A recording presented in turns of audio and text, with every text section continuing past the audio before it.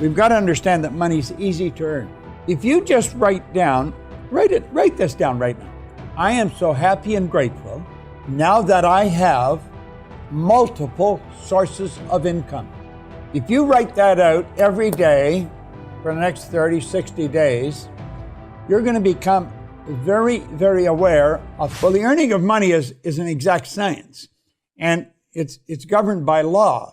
The amount of money you earn is in direct ratio to the need for what you do, your ability to do it, and the difficulty there is in replacing you. It's the need for what you do, your ability to do it, and the difficulty there is in replacing you. Now, in this business I'm in, you can earn an awful lot of money because there's a tremendous need for a person that does what I do. I've traveled all over the world, from Shanghai to Buenos Aires to all over Europe, Asia, everywhere. Everywhere they need what I've got. There's a tremendous need. I can earn more money than a neurosurgeon. Now, everybody has a brain, but not everybody needs it operated on. So they need it operated in a different way. Yeah, the way you do it. It's the need for what you do, then your ability to do it. So if there's a great need for what a person's doing, then they've got to get really good at it. So you never stop getting better at it. You're good at what you do. And I don't mean to flatter you. You are just good at it. I've watched you do it. Thank you. And you do it, like I was mentioning, you're sort of the... talking about Larry King? Larry King, yeah. Because Larry was a master. Larry never talked about Larry. It was all about you. You never heard him say I. It was always about, interviewing the person. So there was a great need for what he did. He was entertaining a lot of people. His ability to do it, he was very good at it, so he was very difficult to replace. Now, when you're difficult to replace, your stock goes up. We've got to learn how to earn money. And most people don't know how to earn money. Most people think you go to work to earn money. I was in a seminar in Phoenix, it was probably a couple of years ago now, and this guy came over and talked to me. I knew him, not well, but I knew him. And he was a doctor. And he told me he was thinking of quitting. I said, why are you going to quit? Well, he said, the medical profession's all messed up now. He said, you got to put in more time to earn less money. I said, well, that's true. But I said, why'd you become a doctor? Well, he said, I love it. Well, I said, what the hell? The fact that you're earning any money is a plus. You don't go to work for money. You go to work for satisfaction. There's two rewards in life. One is material and the other is psychic. We shouldn't work for money. We should work for satisfaction. You provide service to earn money. Take some recording stars. My God, they earn millions on a recording. But look at the millions of people that are being entertained. Mm-hmm. Construction workers, air flight attendants, restaurants. There's the music's playing, entertaining all the people that can hear that music. So they're entertaining all the people. And that's where it's coming, you see. You do what you work at what you love to do, and you'll get tremendous satisfaction. Like, I love what I'm doing. I would do it for nothing if I had to, but I just love it. I really love it. And so the fact that I love it, why would I want to do anything else? And that's what I said to him. You get satisfaction from what you do and what you love to do. So every day when I get up to go to work, I'm doing what I love doing. You provide service to earn money. I have all kinds of stuff that we sell, programs that we're selling. Somebody buying them now. I don't know who they are or where they are, but I'm earning money right now while we're talking. And when I go to bed tonight, I'll be earning money, and I'll earn it all night.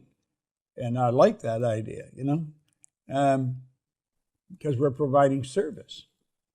So I think we have to get the money straight in our mind, and I don't think most people have it straight. If you if if people don't, you ahead, were sir. mentioning if a person didn't like to talk about it, they have a problem with it. So start talking about it more. Absolutely. Yeah. If there's somebody that you're around, a partner, an associate or something, and they really don't want to talk about money, I think there's a problem there. Yeah. If someone came to you and has struggled with money their entire life, whether they're in their early 20s or they're in their 40s or 50s, and they asked you, Bob, what do I need to do to make my first $1 million? What would you say are the most important things they should think and act on next? Well, first of all, they got to believe that they can earn the $1 million. They got to develop a belief system. Our belief system is based upon our evaluation of something. And frequently, if we reevaluate the situation, our belief about it will change. We've got to understand that money is easy to earn. I work with their sales staff all the time, helping them learn how to earn more money. I work with members of our staff, different members of our staff, helping them develop the desire to earn more money, and then I show them how they can do it. How do we believe if we've never seen evidence before or gotten results before of earning it? Yeah, it's through the repetition of it, through the repetition of writing it and believing it. I had an affirmation that I used for years, still use it. I'm so happy and grateful now that money comes to me in increasing quantities through multiple sources on a continuous basis. I am so happy and grateful now that money comes to me in increasing quantities through multiple sources on a continuous basis. And I just keep repeating that like a mantra. And you write out, I'm so happy and grateful now that I have in my possession $1 million. And that's where you started out intellectually, then you get emotionally involved. And if you keep doing that, ultimately you're going to attract the money. Now you've got to ask, how can money be earned? Money can be earned in all kinds of different ways. We have a company, MSI Connect. It's a pet of mine, not my partner's. I don't think she's too in love with it, but I think it's a neat company. MSI is multiple sources of income, Connect. And there's a lot of people there, and they connect with each other. And they set up joint ventures with each other. They set up affiliate things with each other. You can buy different things there. People sell stuff there. They study money there. You've got to get into an environment where money is talked about, where it's understood. Mm-hmm. It's interesting you say that because for years, I have studied money at different levels. And those levels of studying have gotten me to those results. But I've never been able to really, but there's always a cap. And you've got to learn something new in order to break through that cap into a new level. And I've never really understood the stock market. I've always just invested in certain things and allowed them to just work on their own. But I've never actually taken full ownership of learning it myself. I've always had a financial advisor and things like that. And now I said, I just want to understand the stock market. I want to learn it because I don't know. I'm still uneducated. I don't even know how to buy I bought my first stock like a few months ago myself. I've invested in stocks and index funds, but I've actually learned how to do it myself. And I was like, I need to find the best people that are doing this and learn from them and have conversations with them. And it's been amazing in a short amount of time by surrounding myself with people that are doing it at an astronomical level, just by having a couple conversations, taking the risk and doing it myself and trying it and learn and fumbling around, having no clue what I'm doing. I'm already seeing growth in a couple of months.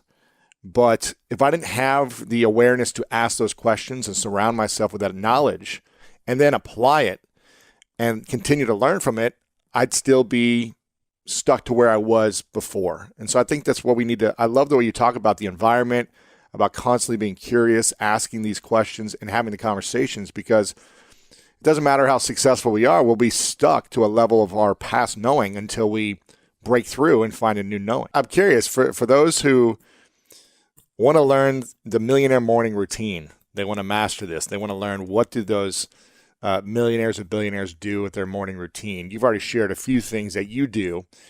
What would it look like if you had 90 minutes in the morning to set yourself up to reprogram your money mindset? Well, I don't think it would take you 90 minutes. You could spend, 9 minutes. If you just write this down right now. I am so happy and grateful. I am so happy and grateful now that I have multiple sources of income. I am so happy and grateful now that I have multiple sources of income. If you write that out every day for the next 30, 60 days, you're going to become very, very aware of having multiple sources of income. Wealthy people all have multiple sources. They don't have one or two. They have a whole bunch of them. I don't know how many sources of income I've got. I'm not even interested in figuring it out because somebody else looks after that. I don't look after it. But I do know that you can do that. That's what Keith did it down in New Orleans. God, his life changed so dramatically. And I'll show you different things you can do because anyone can. You want to set up multiple sources of income. You know, I was flying on a plane to KL. I used to fly from Toronto to KL once a month and back. It's 25 hours in the air one way. So, wow. When I'm in the air, I either work with names, words, or numbers. And I wrote down one with 6 zeros. And I thought, what is the big deal about $1 million? You know, you often hear people say, what would you do if you had $1 million, if you won $1 million? And I got thinking about it. And I played with that on the plane for quite a while. And it dawned on me, they do not have one source of income. They don't have a job. Now, some people have a job, earns $1 million, but that's the unusual one. Mm-hmm. And then I got playing with it further, and I broke it down. They'd have more than one, and then I got it multiple, and then MSI. Well, then I got thinking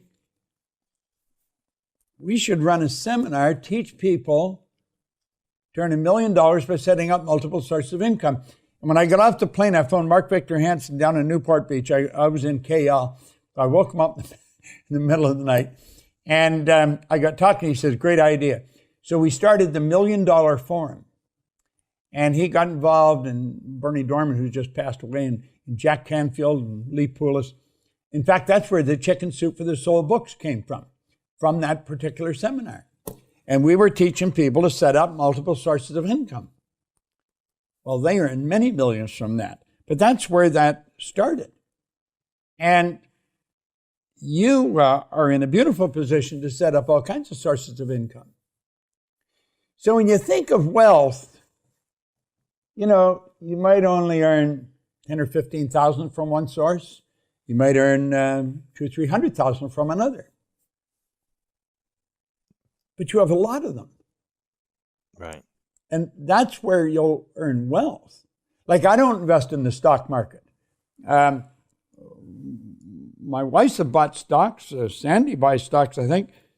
I just don't pay attention to it. It doesn't interest me.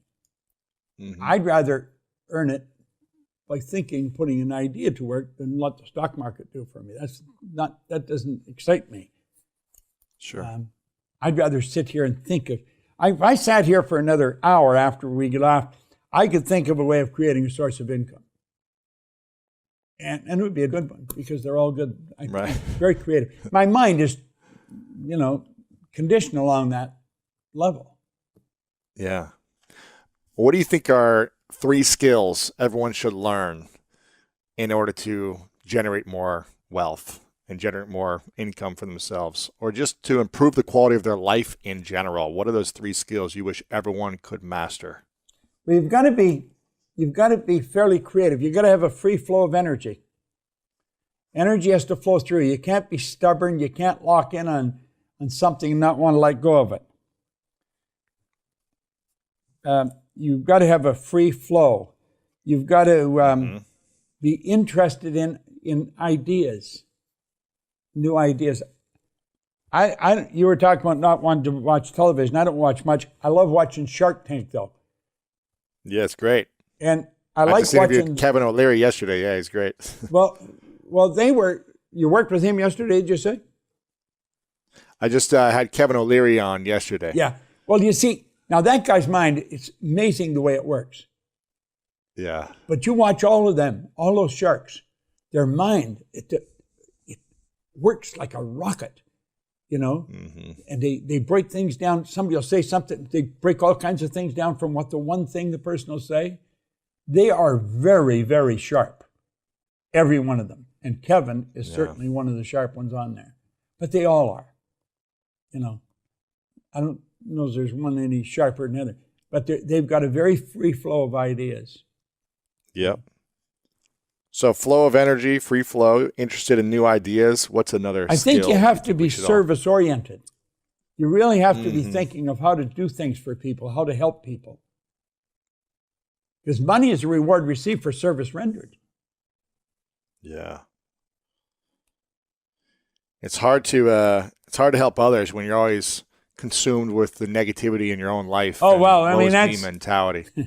If a person is like that, let's suppose they're really locked in on problems, but they hear what I've just said. They really got to think of serving others.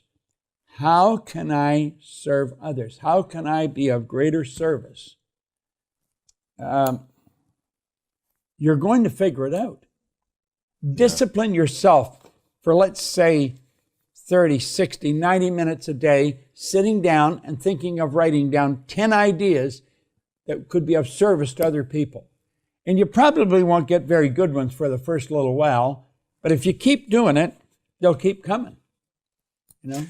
Absolutely. Or you'll try stuff in the beginning and you'll learn something from those efforts and you'll realize how to make them better. Yeah. And you maybe don't stick with them. When I started, I was like doing stuff, just hustling around, trying to figure it out. And you realize what doesn't work for you until you realize what does work. What's something else you recommend doing in the morning routine? I know you mentioned writing down this sentence every day. I am so happy and grateful that now I have multiple sources of income. What other things would you recommend for people to develop that millionaire mindset in the morning? Get books on money. Mm-hmm. You Too Can Be Prosperous is one. That was the one by Robert Russell. You Too Can Be Prosperous. Think and Grow Rich. The Master Key to Riches by Napoleon Hill. Get reading these books. And get a partner to read them with. The partner doesn't have to be somebody you're living with, could be someone on the other side of the country. Why is that important to have a partner reading with you? Well, you usually will do it. And if you here's a great book. Power of Awareness. Now, when you look at this, it's got a red band across the bottom. The Power of Awareness, you'll find it without this red band, don't get that. This is the one. This has also included Awakened Imagination, Power of Awareness by Neville. This is a phenomenal book. This is going to expand the mind. Then get into Master Key on Riches. You Too Can Be Prosperous and Think and Grow Rich. On money. Do you understand how much more valuable you are than money? And how much more, remember, Buddhist monks, there's millionaire achievers that go to Buddhist monks all the time. The reverse never happens. There's no Buddhist monks going, how do I get the Lamborghini? I need to make millions. Yeah. Why is that? Because the highest thing we have, the number one asset we have is our connection to ourself. And then most of us think it's money. So we make that the highest vibration, but it's not. It's inner peace. It's inner peace. It's this moment, and you have that available. And the best things in life are free is a very cliche sentence, but it's true. And that's true, but also we only pay attention to what we invest in financially. So we overlook meditating here, but if we could pay to meditate, we'd all of a sudden do it. So we have to understand that what is free for real will bring in everything else that you want. Yeah. I have a rule too with money that you might think is cool.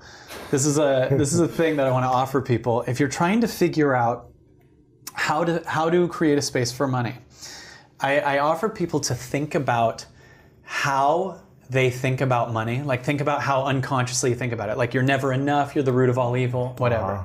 Now picture that you're money on a date with you. And if you're on a date with a person who says you're never enough, you're the root of all evil, you'd never want to be there, right? Well, money doesn't want to be in the vibration of someone that's judging it. Yeah. You reject that person, so Yeah. you're rejecting money. Right. When you think that, I'm going to, how else do we say it? I'm going to use you to get someone to like me. This is how money is seen. So how could money show up if that's how you see it? Because you wouldn't stay with someone on a date that said you're never enough. You're the root of all evil. Right. It's like, okay. So how would you like to be seen on a date? You'd like to be seen as I love you no matter what. No matter if you're small or big, if you're off or on, if you're feeling like shit, I love you all the way. And if you can look at your debt or have $1 in the bank and go, I love you, now you're creating a vibrational space for it to show up because you're safe, because your focus isn't on money and how it needs to change. You're much better off because you're on how you're going to change. Wow. And when you start changing like we just did and looking at these things and not needing to overcome as much as loving it, now you're focused on the thing that actually creates the money. Remember, every dollar you've ever made came from you. So don't get excited about money, get excited about you. Right? Zing. Like, if I went on a hike with you, we get lost in the woods, I round a corner, I'm not with you, and we find a waterfall. I find it, you don't see it. I fill a cup up with water, and I come back and I say to you, dude, a cup of water. What am I not showing you? Yeah. I'm showing you the small thing. Yeah, not the waterfall. Not where it came from. The source. The source of the water is the much more important thing. So none of us look at the source of where our money came from. We look at the money. So you're sitting here dwelling, not you, but the people that we're dwelling on the cup of water. Yeah. Not us being the source of creating more. Every dollar you've ever made came from you. Get excited about you. Start the focus on what you are, not what money will give you. And your energy is going to attract or repel more wealth. A lot of, a mentor of mine said, I was at a salsa club learning how to salsa dance, terrified out of my mind, and I saw a guy who was amazing, who was a public speaker. He actually got me into public speaking. And he said, the world makes room for passionate people. I think money is attracted to passionate people as well, because people are passionate about life. They bring an energy, they bring a richness, a fullness, a richness, and they attract riches. Yeah. Whether it be through the community or the art they're creating or the business they're creating. Yes. And you're going to start to attract. Especially in this time, because I know there's people watching this go, well, what do you say about all the greedy billionaires and blah, blah, blah? And what I say is that's the old consciousness. Yeah. That there, in fact, we see through it and it's starting to crumble. So the old way of doing things selfish was a conscious shift, because I believe in like the 50s, everyone was just like a factory worker working for, and then it was like this breakaway where an entrepreneurial boom happened. So taking your focus off of the old story and moving into what you are and learning how your thinking changes things was the highest consciousness we understood at the time. So at that time, that created this old consciousness of your focus, changes it. So you think positive, whatever. And that created it. And then we keep going and take a good thing too far. And then all of a sudden it's this billionaire thing. You can feel the most controlling mindsets crumbling. You can feel the suicides from the people that have made lots of money but see that it's not the answer. You can feel the people that are controlling other people. All the control, as the control fell in you during this interview, as you said goodbye to the old story and kind of loved it, all control in the world is starting to fall. And the old structures aren't working. And what will work in the new century and the new future is the birth of this consciousness. This consciousness, following your heart. You will not be able to make money just from massive achievement. It won't work. I'm telling you, it's going to be we see through it. The consciousness sees through it. It's too small. When I see payments come through in my email or my bank or wherever they come through, I say thank you. I say thank you every time, whether it's $1 or a big check. I'm like, thank you. I really appreciate it. I don't say thank you when I'm paying something. Why? And I want to try this because I think it's an interesting approach. Why should we also say thank you when we're sending out money to others? Because if you get a bill, that means somebody did something for you. For example, if it's an electricity bill, because of the electricity company, I can use the internet, I can use the lighting and microphone and computer, and it's not only one-man job. There's this service person, there's this people who are at the power plants, and also there's somebody who just brought oil to Japan from Middle East, and there are, thousands of people working for the electricity, and they make sure that it's in my house installed properly. So there are millions of reasons to appreciate the electricity. And if it's if it's $300 or $500 or maybe smaller or bigger, wow, if I'm asked to install somebody's house with that electricity, I cannot do that with this money. So thank you for just giving me the electricity. Thank you for giving me water. Thank you for serving me good meal at the restaurant. Thank you for giving me a ride like Uber.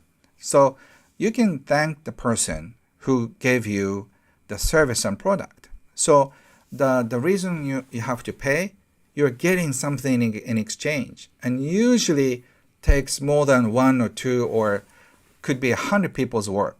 And then you ask the money, thank them too. So that means the money you give to the electricity company will be paid to all the people. Wow. So it's like a magic wand. Even if it's $100, this magic wand will start saying, thank you, guys. So, it'll just it's like a domino effect of thank you.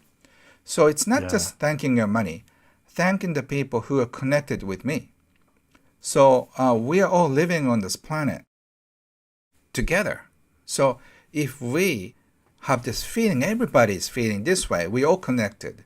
We all connected with people in the Middle East. We all connected with the people in Russia, Africa, China, US. Like it or not, we are all connected. So do we hate each other or do we appreciate one another? So if we start doing more, there will be no exploitation of any kind. That's the economy I want to see in the coming years. Yeah. It's such a simple philosophy and practice that I think if we can all start to do it a little more with money and with everything, the people that we see, our friends, thanking them when they're coming, thanking them when they're leaving for their time, their attention. My girlfriend does this with our meals. Every time we eat together, she puts a lot of time and attention thanking the people that just made this, the people that delivered the food to the restaurant, the people who harvested the food, and all the people. And it's not something I did until about a year ago with food. And it's something that I've noticed my digestive system relaxing, like me just taking in the moment and feeling a better sense of joy and happiness while eating food, as opposed to just eating protein bars to get to the next thing, but really appreciating it. And I think when we appreciate things, which I'm hearing you say, when you appreciate money, when it comes, when it goes, when you appreciate food, when you appreciate your home, your family, your friends, those things will appreciate in value and they'll want to come to you more. Is that what I'm hearing you say? Yes, exactly. And Louis, you know what I've been talking about, and you've been practicing it without knowing maybe, but I think you've been doing it as a natural person. there are a certain thing like a natural business person, natural artist. So you're one of the natural people who just appreciate things. That's why you're successful and people love you. And so if you want to be like, if the viewers want to be like Louis, you have to learn what he's doing.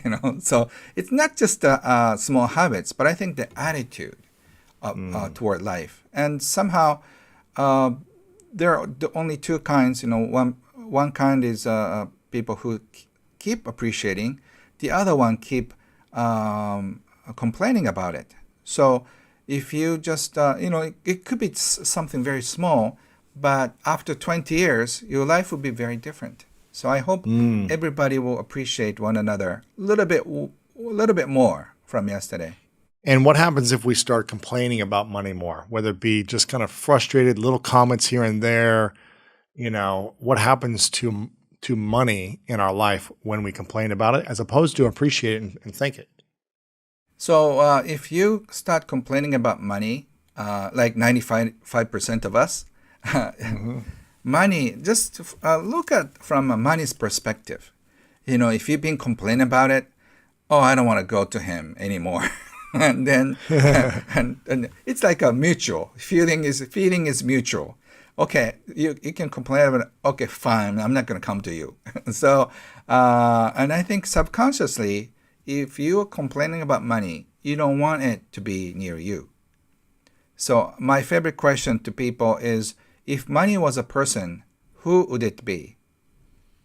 That means if money was a person, would it be a fun person, always joking, always entertaining you? Or is somebody like a assassin, who's going to try to hurt you or scare you, or gangsters who try to, intimidate you? So if you're complaining, money may not be such a fun, good person. So I think by complaining, you make money a villain, and you don't want the scary person to live in your house. Is it possible for us to have peace around money? And if so, what do we need to start shifting in our minds to create that peace? Yes, I noticed when I was in North America, I casually asked, I thought a close friend of mine, I became very close to him. So I asked him, how much do you make a year? Just casually. And I know I'd say something wrong because he looked so shocked. Like, you asked me that? And I said, did I say something wrong? It's not so secretive in Japan that if you become close, you ask, how much money you make to each other. But in North America, you don't even do it among close friends, right? It's sort of like something that you don't touch. Even families don't talk about it. Mm-hmm. Why is it more openly talked about in a peaceful way in Japan or other places? I think North American people tend to tie how much they're worth or how much they make with their worth. Their self-worth. Yes, Yeah. Self-worth. We have different value system, like how many friends you have, or you're married or not, do you like your job? So say there are certain points, right? So money is one of them, but not the major part of it. But in North America, I think it's a cultural thing, and I'm not blaming it for. But I think people think how much they make, how much they're worth is it. You may be good looking, but if you don't make much, like you're nothing. But if you make a lot of money, and even if you're a terrible person, you get to be respected. So I think it's a cultural thing, and it seems to bring a lot of shame and pride from money, which I don't see it in other cultures. So I think it's very unique to American culture. Interesting. What would you say is the secret then to creating abundance financially in your life when most people struggle or fail to do that? Mm-hmm. Yeah. So I've been talking about this over the past 20 years. And there are so many aspects of abundance. I call it visible assets and invisible assets. So financial value is just a very short, small portion of your abundance. But that is not included in package, I guess. So that's why we're obsessed about making money, or we jump onto these investment ideas, and that's an interesting cultural phenomenon. Gotcha. What would you say? So the invisible assets, would you say those are more important to learn about and master in order to create abundance over the visible assets? Once again, invisible assets, it's part of your life. So if I say, like going on fishing with your friends is so much fun for me, I'm not interested in doing much business. So by American standard, I become a loser because I'm going enjoying fishing with a bunch of my friends. But they could be all millionaires, who retired early. But I think going for fishing with a bunch of friends are not as respected as going on like a venture business and trying to make money, or just to start a company with your visions. So I think it's a criteria. Do you focus on more relationships or peace of mind? And the peace of mind is the most precious invisible assets. But a lot of people trade for money, and that's a sad thing. All over the world, people do that. We think we have to do it to bring food on the table, but is it really worth it to trade with your peace of mind or with your integrity? But unfortunately, many people do that. Is it possible to create peace of mind abundantly and also create profitable financial abundance at the same time? Yes, that's what I've been teaching, but you have to prioritize it, because all your questions come from, at the end, I want to be rich. So can you give up the idea of becoming a rich? Because you have to let go of this idea of becoming wealthy financially.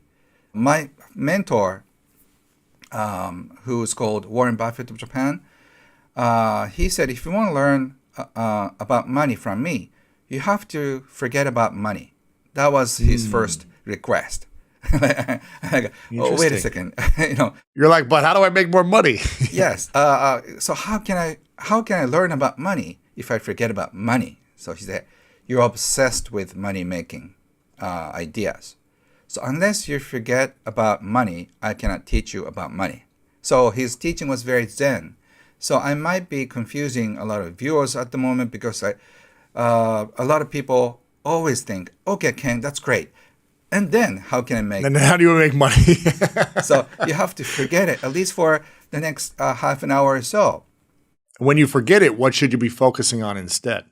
What is the most important thing in your life? And that could be your family. That could be your hobbies. That could be certain causes. And if that's more important than money, you should go for it.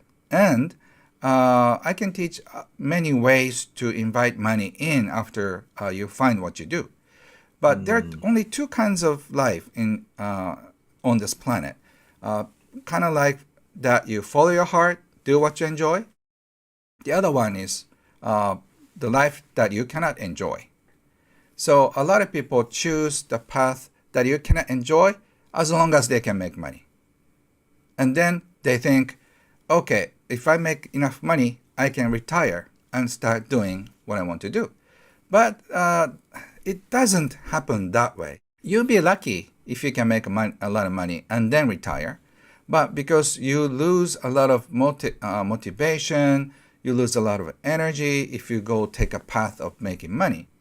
And then you cannot make money. And even if you're lucky and you made it, you don't know how to look for happiness, because you sacrifice all the happiness and your peace of mind for money. How can you change the attitude? It's very difficult, because all you think is it's just a simple thing, efficiency. How can I cut cost? How can I increase my wealth?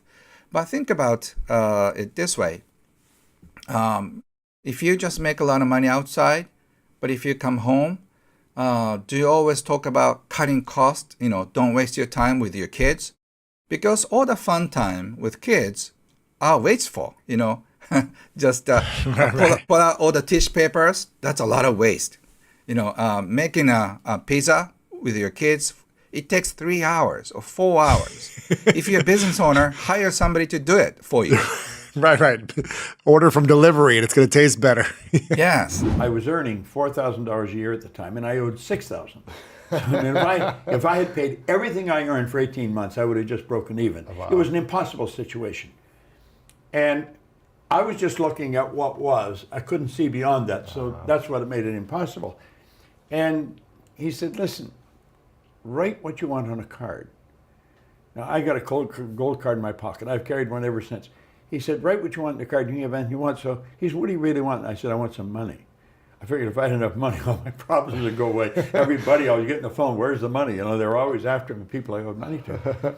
So I wrote that I wanted to have $25,000. And now, if I had got together all the people I know or knew at that time and put all their money together, we wouldn't have come up with $25,000. We probably wouldn't have come up with $1,000. I mean, it was an enormous amount of money. It was nuts. So I wrote that in the card. He said, you got to read it every day. And he'd keep saying, did you read it? Did you read it? So he got me reading it. And reading the book or reading the card? No, read the gold card. The card. Read the gold $25,000. Just a gold card. Read the gold card. I'm so happy and grateful now that I have $25,000. And I learned something very important from it. All I thought about prior to that was debt, because people are always phoning me, when are you going to pay me? If you think about debt, you're going to be in debt forever. Yeah. You become what you think about. Well, this gold card got me thinking about earning money. I never thought of earning money before. I thought about debt all the time. And it got me thinking of earning money. So I started to hear people talking about earning money. And because I heard them talking about it, it got me thinking about it. And some guy said, there's good money cleaning floors. I said, I'm not proud of cleaning floors. I was prepared to do anything. I wanted to earn this money. I said, I wanted to earn money. So I started to clean one office. And by the end of the year, I was earning $14,500 a month. What? I was on the fire department. The chief was only earning $11,500 a year. Wow. I was earning $14,500. This was in a year from to start. I started to clean one office. It was Canada Starch. I'd wash the floor twice a month, $15 a time. I got $30. Then I got another one, Kirby's Construction. I got $65 a month. Well, do you know, in less than 5 years, I was cleaning offices in Toronto, Montreal, Boston, Cleveland, Atlanta, London, England. I mean, think going like a rocket. And I was listening to Earl Nightingale's recordings. I was listening to, or reading Think and Grow Rich. And every cleaner, I had them studying the same stuff I was studying. Well, none of us knew much about cleaning floors. We just did a good job. We cleaned. But if somebody asked me what I was doing, I'd say I was cleaning offices. It was almost incidental to what I was doing. I could have been selling siding for houses. Didn't matter. It was what I was studying, what I was doing with it. I was getting the other people to study it. Mm. And I was very irresponsible. I was earning all this money. I was earning well over $1 million a year. I was living in London. I'd go down to the Playboy Club on Park Lane, play roulette. I didn't even care if I lost, and I hardly ever did. I almost always won. I seemed to know where the money was. And one day I thought, this isn't very responsible. I don't know what the hell triggered it in my mind. Mm. And I thought, how did this happen? And I didn't know. I didn't know how my life had changed so dramatically, but it had changed dramatically and in a short time. I'd been raised to believe if you're going to earn a lot of money, you're going to be really smart. Mm. I knew I wasn't very smart. I was earning a lot of money, so I thought that's not true. I was raised to believe if you're going to get a good job, you've got to go to school. Well, I hadn't gone to school. I didn't have a good job. I owned the whole company. Right. So I thought, that's not true. So I started to wonder about all the things that I believed. Are they true? They're not true. And so then I had to know what happened, and I couldn't find out. It took me 9.5 years to figure out what I actually did. How you got to where you were. Yeah. Yeah.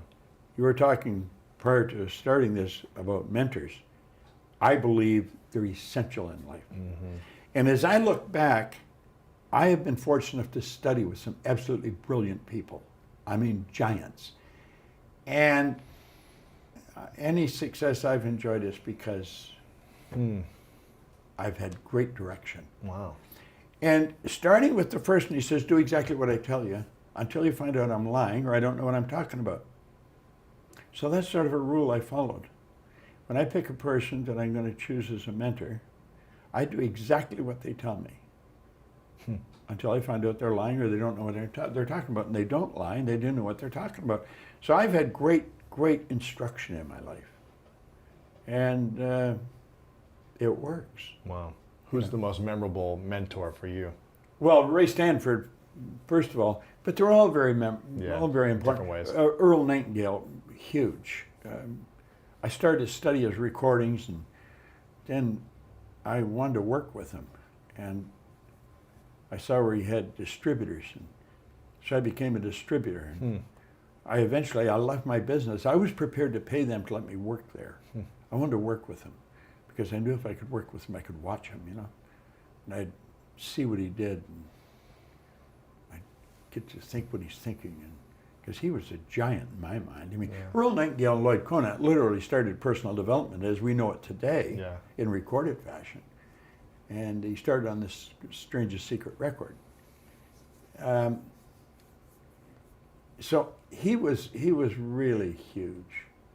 But I studied with Bill Gove, who was a great speaker, Val Vanderwall, Dr. Roeder. I've had just phenomenal mentors. Most of them people, you wouldn't really recognize their names, but they were giants at what they did. Do you remember having big dreams as a kid? Or did you just always think you would amount to nothing, you were a loser? And I never had any dreams when I was a kid. I think the area I grew up in, we were so poor, things were so rough, but you got to remember, that was during the Great Depression in the 30s. I mean, there's not too many people alive that lived through that anymore. And we didn't have dreams, we just, get by was the deal. Right. Now, when I started to read Think and Grow Rich, I was 26. That's when I started to really dream. And what do you think is the most powerful principle in the book? Obviously, there's a lot of them. For you, what's the thing that stood out? There's a number of them, but imagination is, and I had learned, see, I was studying many things at the same time. Our higher faculties, school teaches nothing about them. Many seminars don't teach you much about them. We talk about you becoming what you think about, but you've got to go further than that. Most people live through their senses because we're programmed to do that. Literally, we're programmed genetically and then environmentally to go by what we hear, see, smell, taste, touch. But I have a dog at home that can hear, see, smell, taste, touch. All animal life operates through senses. We've been created in God's image. We have these higher faculties. We are creative beings, literally. We have perception, the will, reason, imagination, memory, and intuition. They're the faculties that make us separate from everything else. Like, all the other little creatures on the planet are completely at home in their environment. We're the only creature that's totally disoriented in our environment. And that's because we've been given the faculties to create our own environment. Right. One of the things that I say is that the psychology of investing is just as, if not more important than the actual how-tos of investing. Yes. And that's especially true when it comes to something like the stock market. In real estate, it's tough, but the difference between real estate and the stock market is if you buy a, say, $200,000 home, it's not going to go to zero next week, next month, or really ever, because you have some land, you have a physical property. And the stock market, it can happen.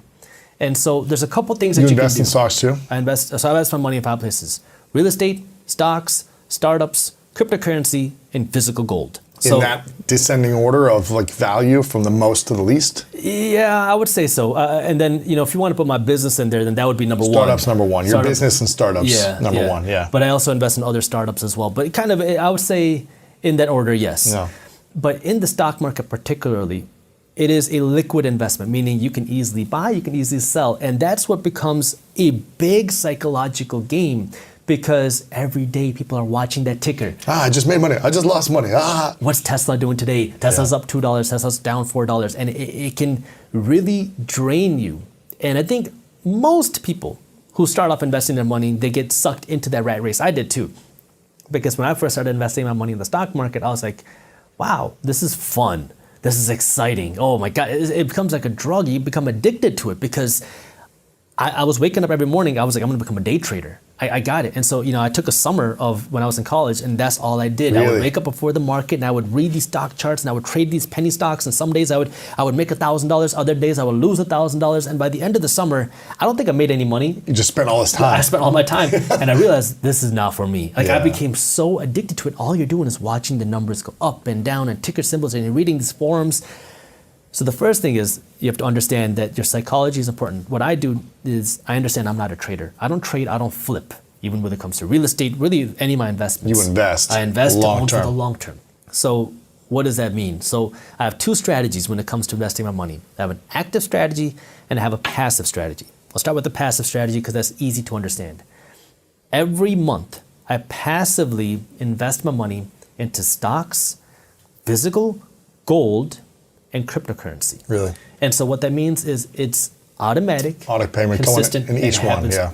all the time. So You doing index funds with stocks, or in what stocks, I do ETFs, low-cost ETFs, and I have ETFs that give me exposure to the S&P 500. That's kind of your safe, your value. S&P 500 are the biggest 500 companies in the stock market. So that's the kind of the safe value play.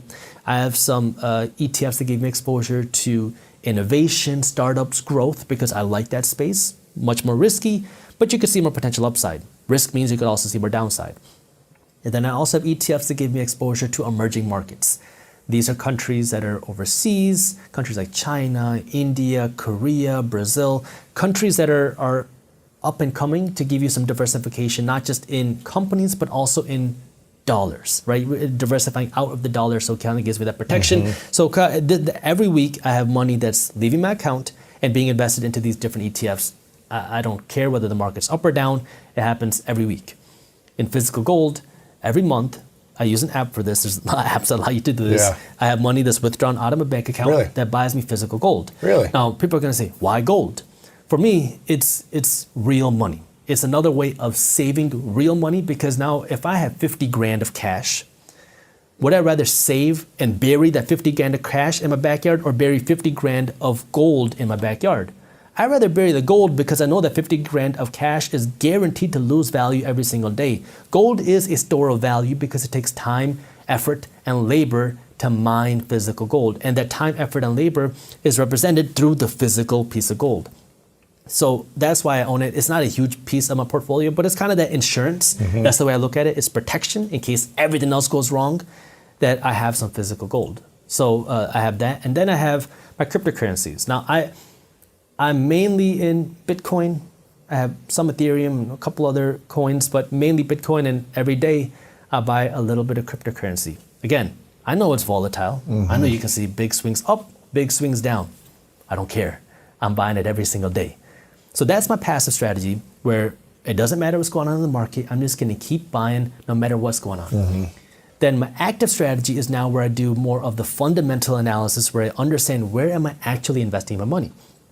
So this requires much more time and more effort on my end. So on the real estate side, I'm looking for deals that are paying me that 7% cash on cash return. And so I'm going to be analyzing the numbers, looking for properties, walk through a lot of deals, and when I find something, I will go out and buy it. In the stock market, rather similar. I'm looking for companies that I believe in, that I believe are good fundamentally. Fundamentally means looking at the numbers, right? What do the revenues look like? Have the revenues been growing? How fast are they growing? 10% a year, 20% a year? What about the profits? But you also have to look a little bit deeper than just the profits because you want to see what's going on with the expenses. Where are they investing? Are their expenses going up because the cost of business is becoming more expensive? Or are the expenses rising because they're investing more in their company? So you got to do a little bit of digging in there. And then in startups, obviously I invest in my own companies, but I also invest in startup companies. I love entrepreneurship. I am a huge fan of entrepreneurs. I love supporting other entrepreneurs because I never had that support when I was getting started as an entrepreneur. So one of the ways I can provide the support is through money, through investing in some of these entrepreneurs. So I invest in these startups. Fourth, cryptocurrency. If a big cryptocurrency crash happens, well, I already know what I want to own. I'll just come in and buy more. And with gold, I don't really actively buy gold, but that's the 4 ways that I actively invest my money. Sure. And where are the three biggest revenue streams coming from for you? Well, obviously business, Yeah. and that's across the different businesses. And then the second one I would say is real estate. That gives me that passive cash flow. And those are my two real, when I talk about income, cash in my pocket, it comes from my business and it comes from real estate. That's where my cash comes from. Well, I think we've been programmed quite a bit with our relationship with money. I mean, we have a relationship with everything known in our environment. You have a relationship, a neurological network in your brain for your parents, for your cell phone, for your computer, where you live, where you've lived in the past, what you're going to do tomorrow. That, for the most part, the brain is a reflection of everything that we know, right? So along with that is our relationship with money. And I feel like I have a really good relationship with money because I work on having a really good relationship with everything in my life. Right? Did you always have a good relationship with money? I think so. I think so. I've never really lived in lack. That just wasn't part of it. Even when I went to college and I had to take out student loans and stuff, I always figured out a way to always be a little bit ahead of the curve. And so let's back up and just look at how people form beliefs. Because most beliefs are created from past experiences, right? So children, when they're in their early ages, their brainwaves are very slow. Like their brainwaves are in alpha when they're like 7 to 12. They're in theta when they're like 2 to 6 years old, and they're in delta like when they're newborn to 2 years old. And so these brainwave states are states that were very suggestible to information. So when we hear information, we believe it. And we accept it, we believe it, we surrender to it as if it's the truth without analyzing it, because there's no analytical facilities yet. Right. The analytical mind starts around 12 or so, 7 to 12, and that analytical mind is actually what creates a barrier between the conscious mind and the subconscious mind. So before 12, roughly, what we see, how we model our parents' behavior, what they say to us. It's all being programmed subconsciously, right? And so that's really, really important, because if you heard money is the root of all evil, money is bad, only certain people are allowed to make money, you have to work hard to make money, this is how you got to do it. And that becomes the foundation subconsciously. That's like recording an audio file. You just keep recording that audio file, it becomes a subconscious program, right? So a lot of people have a relationship with money based on either what they've been told or what they've experienced in their outer environment, right? So then we gain information from our environment, and the stronger the emotion we feel from experiences in our lives, the more altered we feel inside of us, the more the brain freezes a frame and takes a picture. And that snapshot is called the memory. So based on an emotion. Based on an emotion. The emotion alters our internal state. So you're going along as Lewis, feeling really good, and all of a sudden you have this trauma, you have this crisis, you have this shock, and all of a sudden you have this dramatic change in your internal state, and your senses get heightened, and then you freeze the frame and you associate this internal state with whatever it is that's causing it, right? And that's how we create long-term memories, right? So Are painful memories more powerful, or beautiful memories more powerful? They're both equal. Okay. They're both equal, but the problem is I think most people experience from more the negative emotions, right? And those negative emotions really are derived from the hormones of stress, right? So the alarm system, the emergency system, creates an arousal inwardly. And that arousal is saying there's something dangerous in your outer environment, right? And it could be a person, a circumstance, an accident, or whatever. And that change in emotional state causes you to remember the event. You got to pay attention, right? You got to stay really and narrow your focus on the cause. So think about people who have relationships with money, right, from the past. All beliefs are based on past experiences. So you have an experience where you lose money, you have an experience where money's taken away from you, you have an experience where you don't have enough, you're living in a place where there's not enough money, or a family that's not enough money. Then the emotion that most people are living by on a moment-to-moment basis is lack. Like, I'm in lack of having something that I want. Okay? Now, there's nothing wrong with that, because the experience changes your emotional state. You freeze the frame, you take a picture. The problem is that's hardware.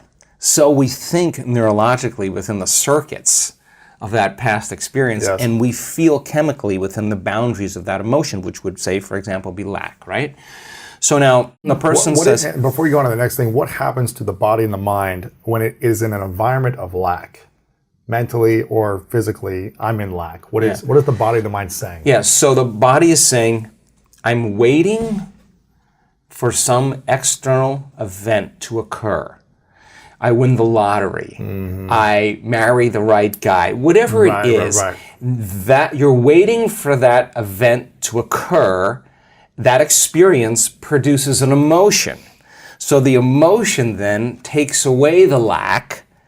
And so when we play the game in three-dimensional reality, the creation game in three-dimensional reality, we experience separation from everyone or everything because our senses fool us into the illusion, the hallucination of separation. I'm here and you're there.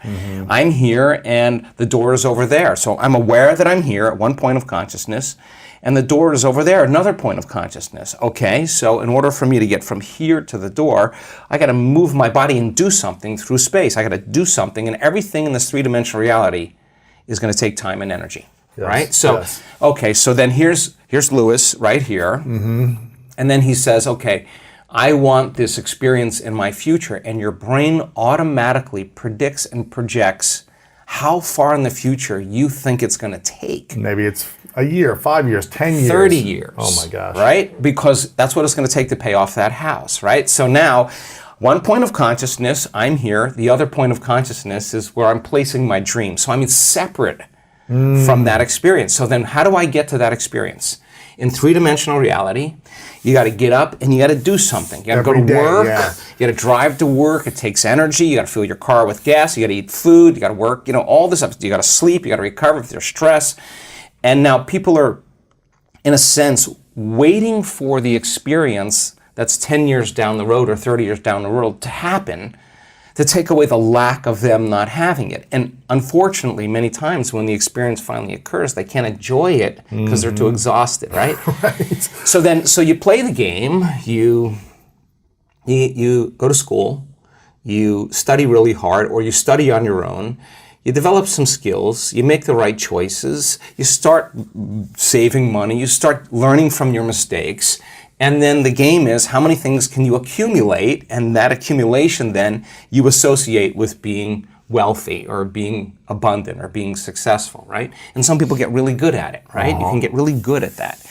But for the most part though, when we create from three-dimensional reality, we're creating from lack and separation. In other words, you're driving down the road and you see someone driving a car that all of a sudden you realize that you don't have.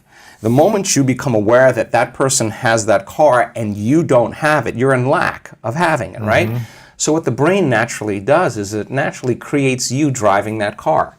And you have an image of yourself driving that car and you start identifying, wow, that would be a greater experience for me to have.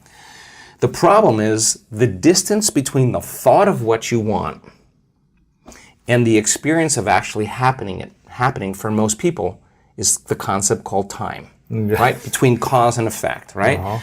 So some people develop the ability to manage themselves and manage their life. They develop certain skills and they can pay for it and they can get it very quickly. The problem is when the novelty of that experience wears off, the car, and they're no longer identifying with that, and the feeling of emptiness and lack comes back, they need to find something else. They got to go and find something else. And so there's this game that goes on where you never have enough, right? And that's the lack game, right? So then if you think about people having the things they want in their life, when they create from lack and separation, it's the experience in three-dimensional reality that produces the emotion, and the emotion is saying, let's feel and experience this thing that you've been in lack and separation from, and that emotion then takes away the lack or separation. But you've worked really hard to get it, okay? Nothing wrong with that. Is there another way to do it? Yes. Okay, so the person who's living in lack is waiting for their wealth to feel abundant. They're waiting for their success to feel empowered. They're waiting for their healing to feel gratitude. They're waiting for their new relationship to feel love. They're waiting for their mystical experience to feel awe. That's the Newtonian model of reality, of cause and effect. Waiting for that event to happen to take away this separation or lack. Nothing wrong with it. It's the way most people create. But what we've discovered is actually something else.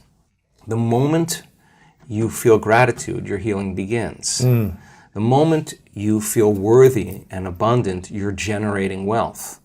The moment you're empowered, you are moving towards your success. The moment you're in love with yourself and you're in love with life, you'll create an equal. The moment you are in awe of life, you're going to have a mystical experience. And so that's causing an effect, right?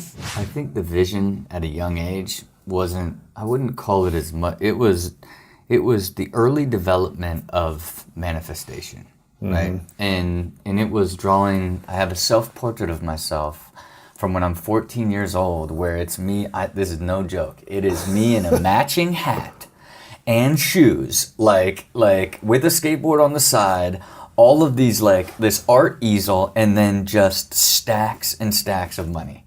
Really? Right? And you drew this? I hand drew it, right? And it's like, the most fascinating aspect is it's this bizarre matching hat to shoes combo, you know? And to me, like I always like could feel intuitively the law of attraction, right? Really? And so even when I look at like, I was lost at 25 years old when I was like searching for some sort of way to, I was like a fix to help like redirect me and get me remotivated and refocused. And that's why I was looking for a hypnotist, right? And then I found a hypnotist who was at the Scripps La Jolla Hospital, and so to me, I'm like, okay, this is like a clinical psychologist hypnotist. This is real, right? And so when I got in Not there, some stage performer. yeah, and so to me it was like when I got in there, I was like looking for like, you know, make me focused on skateboarding so I can win contests, like, you know, whatever my vision was. And he immediately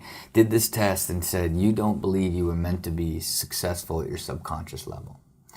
And so That's what he discovered after doing some he did tests. these like tests, and then the initial hypnosis was just reinforcing at the subconscious level that I was meant to be successful, right? That I believed that, right? How do you learn to believe that if you hadn't believed it until then? And look, I would say that I grew it and built it at an early age and was starting to lose it. Okay. And so then you got it, helped. which made you a professional at 16 Right. and kind of go to the next level. But then somewhere you lost it. Right. He reinforced it, and then boom, you know. And most recently, I went to his house, you know, like a year ago. Really? Yeah, I went to his house. He's like, this hypnotist now is lifelong friend. You know what I mean? I found him in the Yellow Pages. It was What's his name? pre-internet. The great Dr. George Pratt. And so, you know, I've sent friends there. I go see him all the time. You know, on my 5-year anniversary, he presided over the 5-year anniversary of our, when we renewed our vows. But I'm like, hey, can you just give me a check real quick? I just want to verify that I'm going to be a billionaire. He's like, come on in here. He's like, come on, stop it. You know that's going to happen. Wow. His psychological power. He's like, stop it. And it's just like, you're right, Dr. George. But look, I think even, you know, we were both in Think and Grow Rich that we had shot before we did the initial interview together too. He was in the movie? No, me and you. Oh, yeah, gotcha, yeah. Right? And it was, even back then, like now I'm evolving and getting more intuitive of things being attracted to me. But it wasn't till 2018. I was in a bit of a bit of a pit of chaos, right? Because here's these great plans that I have built that were unfolding. 2016, it was all coming alive, right? Our interview was at peak youthful energy of like, the world is mine. I just moved to Beverly Hills. I'm having my first child. Got my new office in Beverly Hills, like my forever estates. Just launched the machine that month, right? All of these things, like I'm gonna build and sell all these companies. Still had never done it. Just the vision, the hope, everything. The energy of what was going to become, and so, but in 2018, like things got sideways, right? The energy got sideways. How so? Was this the NBC show that didn't work out? No, this was them talking about like ridiculousness going away. Right? Really? And I had built Super Jacket for it to be acquired, and it was just like, wow, it's like this entire thing that I've got like built up, and this is the first company I'm building to sell, is going to kind of drift away here. And my wife suggested, like, why don't we just watch The Secret? Wow. And so I'm like, like what, and I kind of remember The Secret. I sort of like remember The Secret, and then, I mean, the first 15 minutes, it just shifted my being. Really? It shifted my being in way of thinking of like stop it, like look at who you are, what you've done, and look at like the good that has constantly like found its way to you. Don't lose sight of that. And I began to practice belief, and literally like a month later, my internal medicine specialist is talking about meditation, and I'm like, I have to meditate, and she's like, I in my office we have this new company that has these meditation pods, the Soma Dome, right? And I'm like, can I try it out? And inside this Soma Dome, it's a guided meditation about manifestation. Really? And so what I started doing in 2018 is I was like, I'm not going to like hope for the law of attraction. I'm going to begin to practice it. So I would go to sleep every night watching The Secret. So it was the last thing I went to bed. And then when I would get up in the morning, I would get in my dome, right? And I would just like think of all the things I wanted to happen, right? And so instead of thinking in 2018 when they were talking about ending ridiculousness and I was in season 12, I decided I wasn't going to manifest season 13. I kept manifesting walking on this stage introducing season 30. Holy cow. So you weren't thinking about the next season. You were thinking about 20 seasons away. Right. And so for me, like it then evolved, and like it literally began, it was like the seas began to part, right? Because what happened is, because I own the production now, I was able to negotiate directly with the head of the network on the unit economics of the show rather than talent and producing fees. And so we got to a place where we decided from a business perspective what was best for the network and the ever-changing landscape of linear cable. And I gave him I'm like, give me the price you want, and then let me go and try to make it happen. Because you used to have a talent feed that was bigger, and then you said, let's work it. And somebody else would produce it. Now I produced the entire thing, own the entire production, so I understood where all the opportunity was to get it to his cost. And it's a nuance now, right? So I negotiated with him on the unit economics, where most, like even big celebrities and producers are still like it's fees, you know, like you don't have the ability to get into depth because you don't understand or own the production company at that level. And so it goes from right there. I got it to his number. We negotiated, and I was getting 30 episode seasons at a time back then. And I said, I can only do this price if we get to 42 episodes, and you got to pick up multiple seasons. Wow. And I was hoping for 2. He picked up 4, right? And so it went from thinking that it was completely like I'm gonna have to regroup and like television's over here, to like now you're shooting 186, right? Like, and the beauty of it is I had built the company up to that point. You needed 3 years of EBITDA to take it to market and sell it. The entire plan was like, we got to get through the 3rd year and take it to market. And on the 3rd year, they were like, we don't think the show's coming back. Basically like, okay, that means the production company's going out of business, after I was getting ready to take it to market and be my big first win. And instead, that 186 order, I took it straight to market. Now I took it to market. Here's the 3 years in EBITDA, and we have the biggest order in the history of cable television, right? Like that's the biggest order? One of the biggest ones, right? And so that is how huge that changed. And then what happens? Now they have more episodes, they air more. It gets this entirely new life.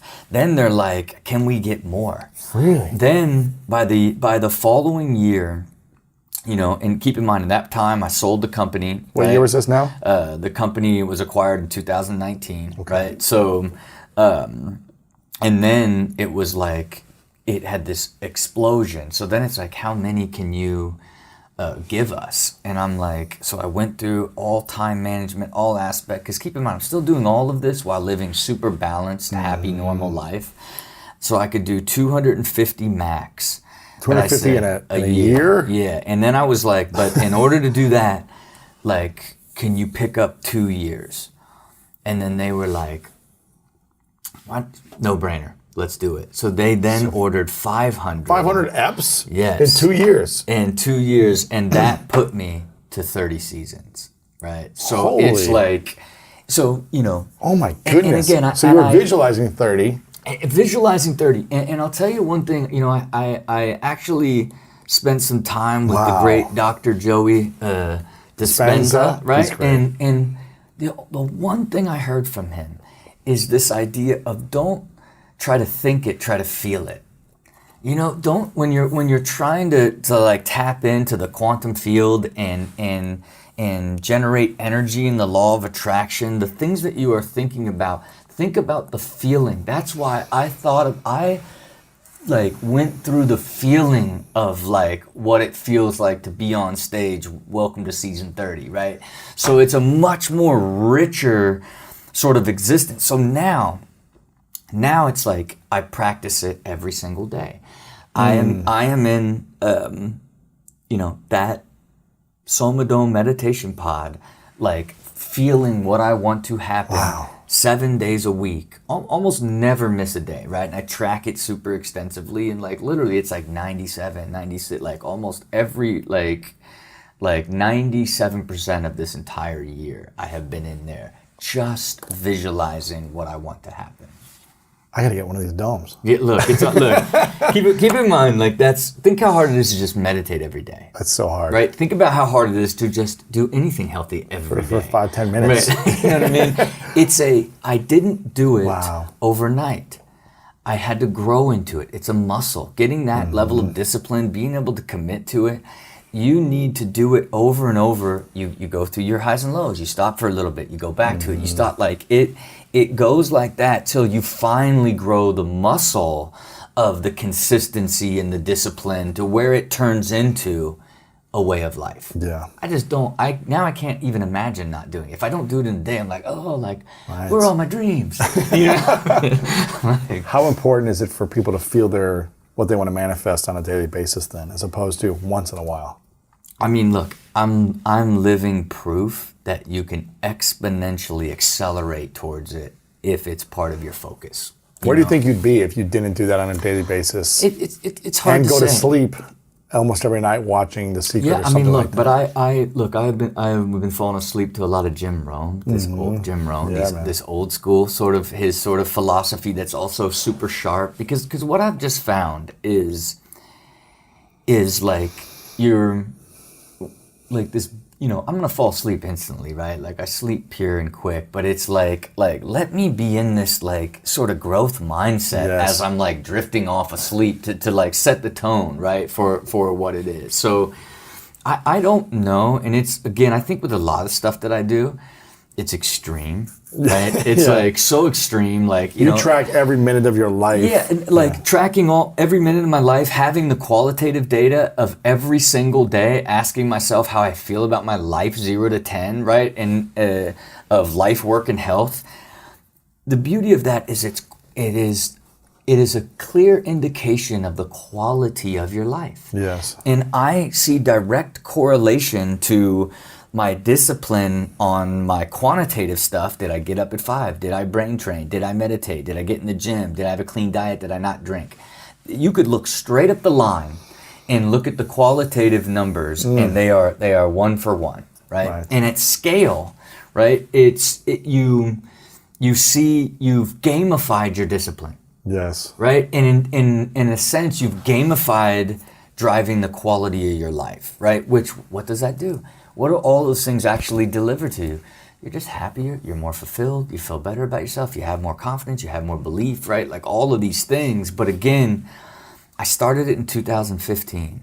I was never able to do an entire year until 2020. It took me 5 years to do an entire year. Now in 2021, I set my goals in 2021 based off of having an entire year of this data to be like, I'm going to average 20 points above on the quality of life, qualitative data, and I'm going to be 80% on my health balance, quantitative stuff. And that's what I committed to. Only I am currently at like 21 and like 95. It just, it like, once I gamified it and now I'm playing the stats, like it made me even that much more disciplined and excited and energetic to stay more disciplined, which in turn gives you more energy, more discipline, and more self-belief, output, more self-belief, more success, all these things that compound on top of each other, because that's, you know, it really is a compound effect in all aspects of your life if you see your life as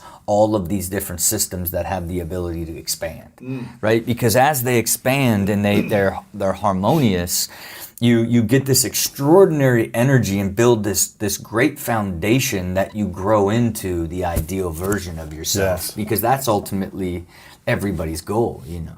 So what do you do with $1,000, right?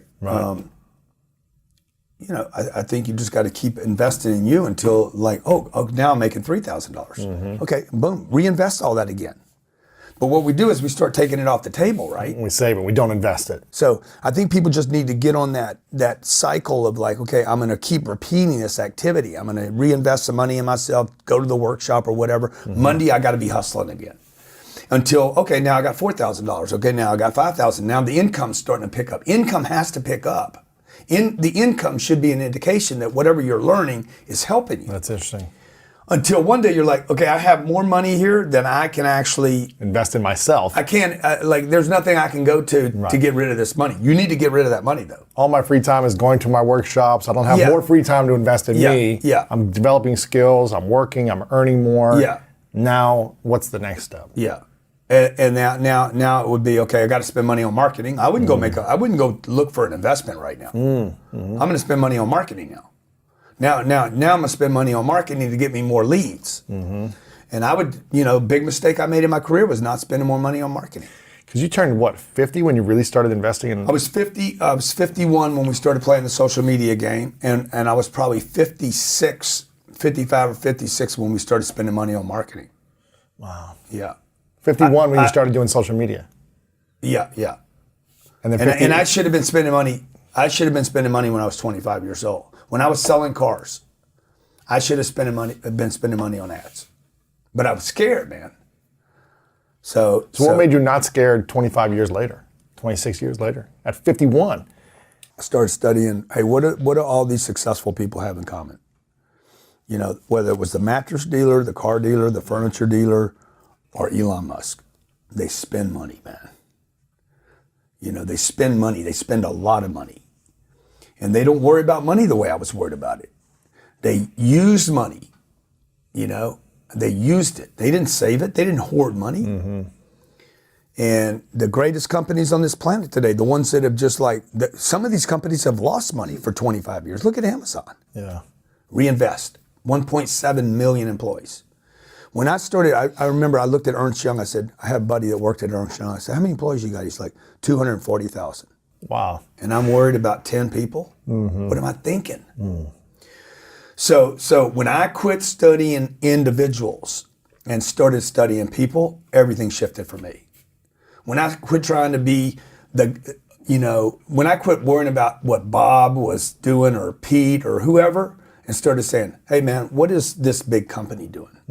Because that also relieved me of being competitive with this guy, Pete, and started saying, okay, I'm going to go do what Coca-Cola does. That's when I bought the plane. Right. Really? Yeah. How old were you when you bought the plane? I was 50, maybe 55, the first one. I bought it because I studied what Coca-Cola was doing. They bought planes. I said, why are they buying planes? Oh, then I learned how they write them off. And then I learned how they trade them every 3 years. That's crazy. So notice every 3 years, I'm trading a plane. I'm getting rid of it, replacing it with another one. But what are they using it for? They don't use it for pleasure. They're not using it for Instagram photos. Right. They're using it to go and set up headquarters in other countries. Wow. So that's when I wrote, if you're not first, you're last. Because when I started studying these companies, I'm like, Coca-Cola's everywhere. You can't go any place and not see Coca-Cola. And I was like this big. I was always thinking about what can I keep? And they were thinking about how many shells can we get on? How many eyeballs can we see? So that's when it all clicked for me, you know, and that goes back to that thing about the financial misinformation, right? It's like, who am I studying? And that's when we started, you know, open up the funds for I went to New York City to go walk in Goldman Sachs and JP Morgan's offices. I wanted to walk in and see what it was like. These are multi-hundred billion dollar companies. Crazy. You know? And I walked in, I was like, oh my God, man. It just all hit me in a second. I've been doing everything wrong. What were they doing different? They own the building. They weren't renting the building. They own the building. Well, they don't care if they rent. They could rent it, but they own the elevators were bigger than the studio. Oh, right. One elevator. It's crazy. And 60 people got on that elevator and went to the 120th floor. And then there was six of these elevators, people going up and down. Everybody told me, don't take people's money. Do not let investors invest with you. Keep the whole deal for yourself. The second I walked into Goldman Sachs. Because all they're doing is getting investor money. That's all they do. Okay? And the difference is what I do is I could go to Goldman Sachs. I was there. They would give me money. And I'm like, I'm not going to get money from them. Why not? I'm going to do what they do. From individuals. Exactly. From my friends, from people that follow me, from people that support me. Okay? Goldman Sachs will give money to anybody. Right. Okay, they don't know how to go to these people. They're not on Instagram or Facebook or LinkedIn or TikTok. So I'm going to create a fund where I can tell my audience, hey, Lewis, you can invest with me. I'm going to kick Goldman out of the deal, or JP, or whoever. There's a bunch of these guys, you know. It's not that they're doing a bad thing or anything. I'm not saying they're the devil. But they're close, okay? Because they're not going to call you up and say, "How you doing, man?" You know, without saying, "Hey, you got any money to invest?" It's just not, you know, that's not what they do. Their job is to make money. Period. So anyway, when I saw that, I'm like, okay, these are the richest institutions on the planet. They fund everything that happens. The company BlackRock and Vanguard. These are probably going to be worth $20 trillion each in the next handful of years. They say they'll own 99% of all the assets on planet Earth, not just in America. How are they able to do that? Because they scale, right? Because they think big. So they're funding everything. Everything that happens on this planet, from media to pharmaceutical, is going to be funded by those two companies. Wow. So it just, when you're studying your rich uncle or the neighbor down the street, the think is only so big. And then when I started studying these other companies, I was like, okay, this is who, if you want to create that kind of legacy wealth and really help a lot of people, because they are in a position to help or hurt a lot of people. That's the scale you got to think at. Yeah. But it took you really 25 years to get there, to start thinking that way. Is that right? Because you weren't able to see yourself spending money for 25 years. You were just trying to earn more and more and more. Yeah, because I was just trying to, the grind was such a low level grind. Let's say you had the right information at 25. Yeah. Let's just say you had a rich uncle that did what these people did and you got to witness this. Yeah. Do you think that you would have been able to get there faster? Yeah, 1,000%. Or do you feel like money only comes to you when you're ready for it? No. Like when you're ready to make it and when you're ready to take on the risk or the responsibility? Sabrina will never make the mistakes I made, okay? Because she won't get in the wrong car. I got in the wrong vehicle. I didn't know. The vehicle I got in when I was 28 years old, I could actually make $100,000 a year doing this. My daughters will never get in that vehicle. What will they do? They'll be like, I'm not getting in a $100,000 ride. If it can't bring me, they're going to be like, hey, if this doesn't have $1 billion possibility, they're going to pick this is the wealthy. They put their kids, their kids see things differently. If they're not ruined, right? You know, if they're not completely ruined and scathed by having whatever they want, then they'll see opportunities different. Yeah. You know, but when you see the possibility, then you're like, I'm not going to get in that car. I'm going to get in a spaceship. So if I was 28 again today, I mean, I would know what industries to pick. Top 3 industries to pick. Got hedge funds have to be one of them. Really? Advertising and marketing's got to be a space to be in. And probably, something to do with healthcare. If I could scale healthcare. If I could scale the organic alternative medicines. So those are three massive spaces. Maybe financial too. Maybe the financial world. In the next 30 years, we're probably going to have a disruption of the dollar. Right. And the way money's. Maybe we're a cryptocurrency, environment in the future. Yeah. So any of that's going to happen. But the reason I would go there is like Jeff Bezos. When I saw the first interview with Jeff, when he was saying he was studying algorithms, I think he was at one of the big firms, selling stocks Before Amazon. Yeah, before Amazon. And then he saw something came across his desk where there was a spike in internet activity, eyeballs going to the internet. That's when he said, "I'm going to go do Amazon." And he followed traffic. So I didn't ever follow traffic. He followed scale. He followed scaling possibilities. And then what did he do? He followed this traffic, the possibility. Then he invested in the possibility. And then he went into debt on the possibility. And then he was willing to not get paid any money. But what did I do?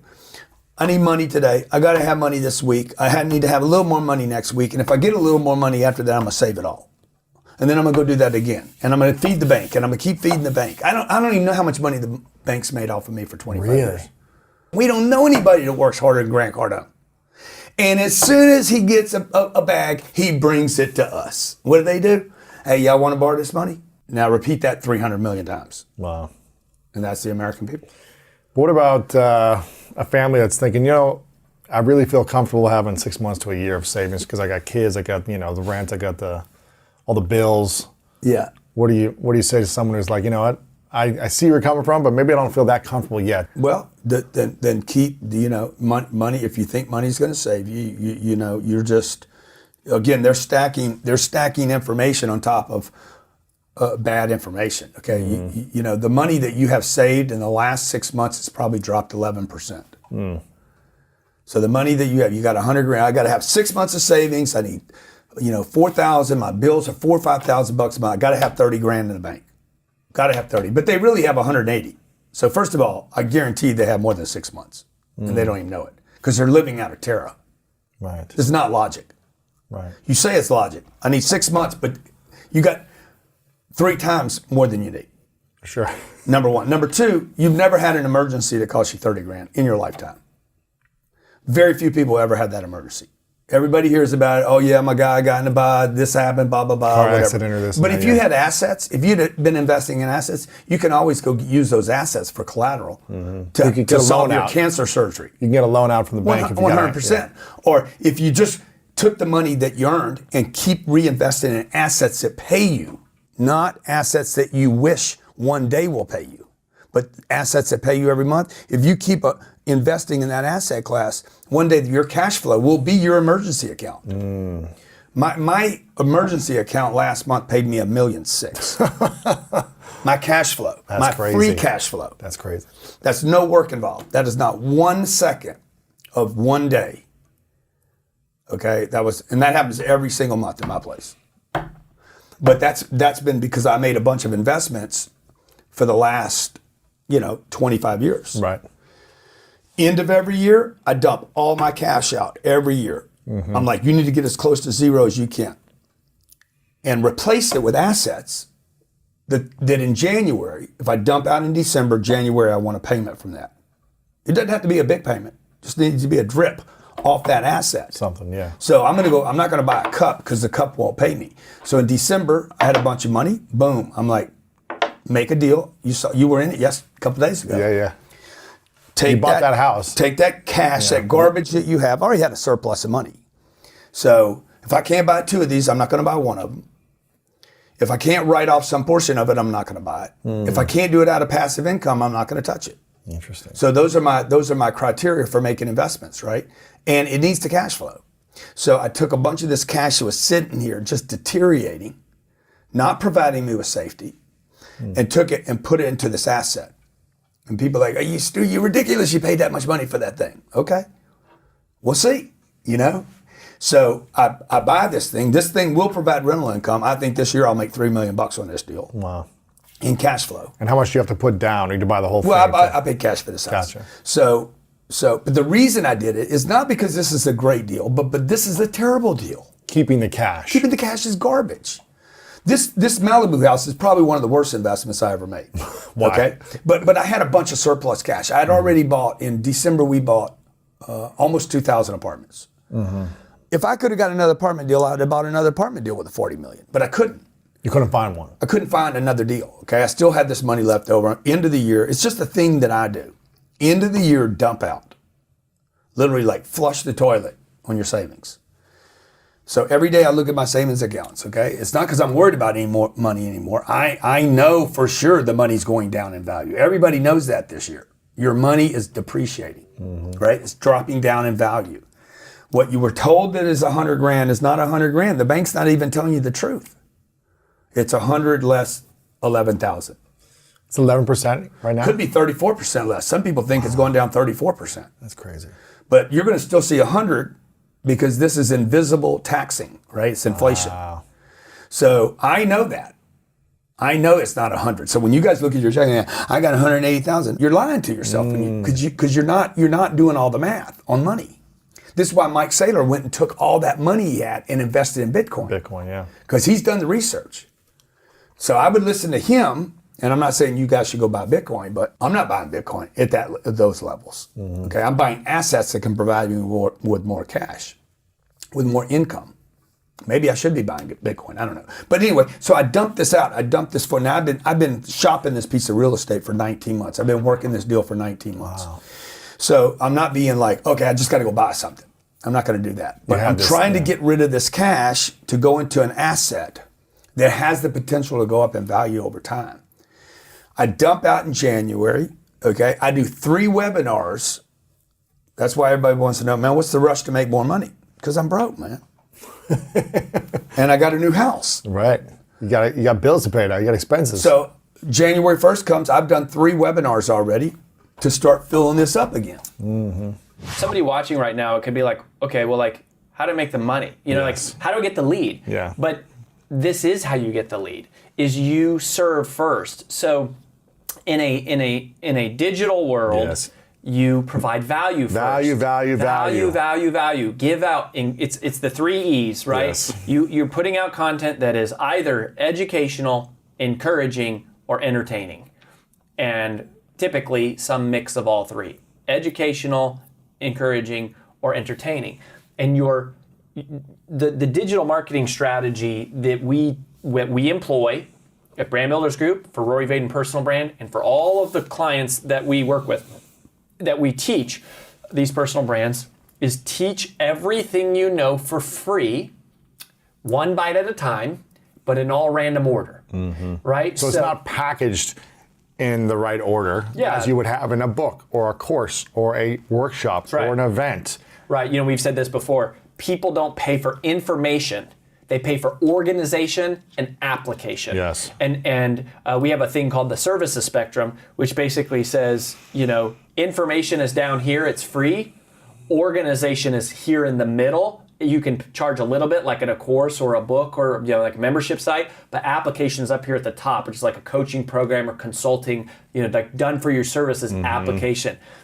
Information is social media, podcasting, blogs, YouTube videos. Yeah. People don't pay for information, but you're just giving them bite-sized chunks of information. You're teaching everything you know, but not all at once in the right sequential order.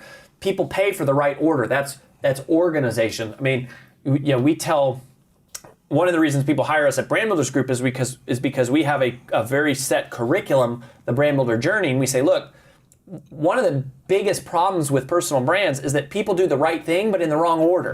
They're like launching Facebook ads the first month, and it's like, that's step 76. You're like, you skipped all of this. They don't have a funnel yet, so they're launching it to nothing. Yeah, you're driving it back to nothing. Yeah. You're spending all this time on social media driving back to nothing. So the first thing is find your uniqueness, figure out what you're good at, then extrapolate that into a product, you know, create your service, your product offer. You may already have that.